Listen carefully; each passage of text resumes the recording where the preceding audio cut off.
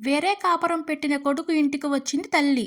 తల్లి: అదేంట్రా, పెళ్లి చేసుకున్న తర్వాత కూడా నీ బట్టలు నువ్వే ఉతుక్కుంటున్నావు, మీ ఆవిడ ఉతకడం లేదా? కొడుకు: నువ్వు సరిగ్గా చూడమ్మా, అవి నా బట్టలు కాదు, మా ఆవిడవి. భార్య: ఏమండి, ఇవాళ అక్షయ తృతీయ, గుర్తుందా? భర్త: గుర్తుంది బేబీ, చెప్పు నీకేం కావాలో. ఇనుప నక్లిస్నా, రాగి రింగులా, రోల్డ్ గోల్డ్ వడ్డానమా, లేక అన్నీ కావాలా?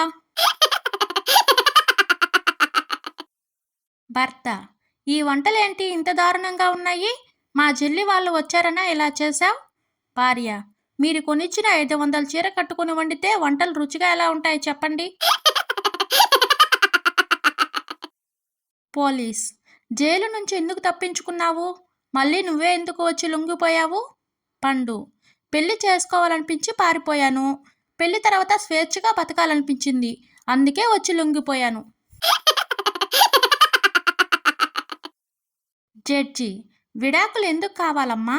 మీ ఆయన పర్మనెంట్ ఉద్యోగం అని మోసం చేసి పెళ్లి చేసుకున్నాడా? రామ: లేదు సార్, వంట వచ్చని అబద్ధం చెప్పి మోసం చేశాడు.